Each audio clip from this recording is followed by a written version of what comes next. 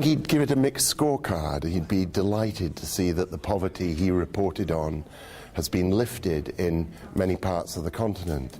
He'd be impressed at the sort of urbanization and middle class that has developed.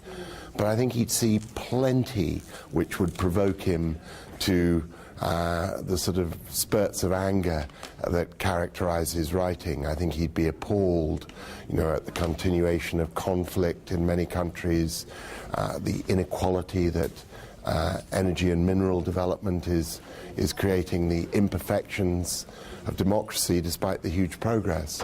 So I think he'd think there was still plenty to capture his imagination and the ire of his pen. The fantastic, inescapable news is that, Africa provides 6 of the top 10 growing economies in the world, and as a region is one of the highest growth regions in the world. But that creates its own problems.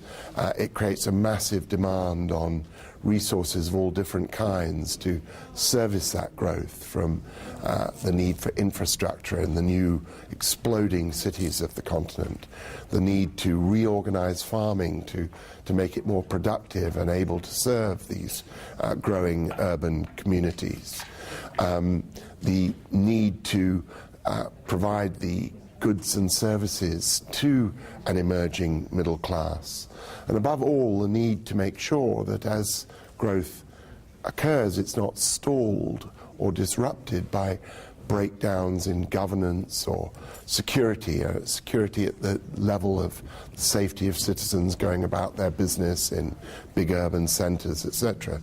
So I suppose where Africa is at the exciting sort of low-hanging branches of economic success, the fruit on those is being picked. But now in some ways the challenge gets harder and the journey more exciting. The elites remain very, very powerful, but they are being subjected to greater democratic accountability through the emergence of a stronger electoral and democratic process, through a strengthened civil society, through greater transparency over the use of resources. All of this is tipping the thing in the people's favor, but it's got a ways to go. Once we got the Millennium report to the General Assembly of that year, 2000, there was then a follow-up process and governments did get involved, but there was this very simple little piece of, revolution almost, a few of us in a room kicking this thing off and writing down the original concepts, although they were borrowed from many other earlier UN conferences. And even the follow-up, when governments were involved, it all stayed pretty simple and coherent. Now, there's a danger that these simple goals will suffer death by committee. There are so many committees, there is so many sets of potential goals, and somehow those involved in writing them must not lose sight of the essential truth that these goals matter a lot to the well-being of hundreds of millions, perhaps billions of people.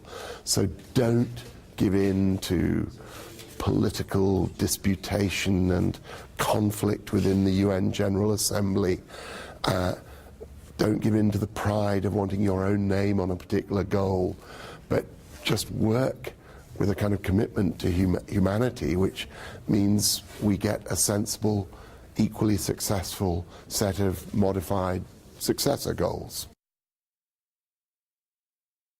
The Development Commissioner is one of the members of this high-level panel, which is one of the main inputs into what this happens. The European Union is, a huge portion of world development assistance, and Europe is increasingly a kind of champion of a soft power diplomacy view of the world, in which development cooperation ranks very high. So, I devoutly hope Europe's voice is going to be a creative voice and a loud voice in this debate.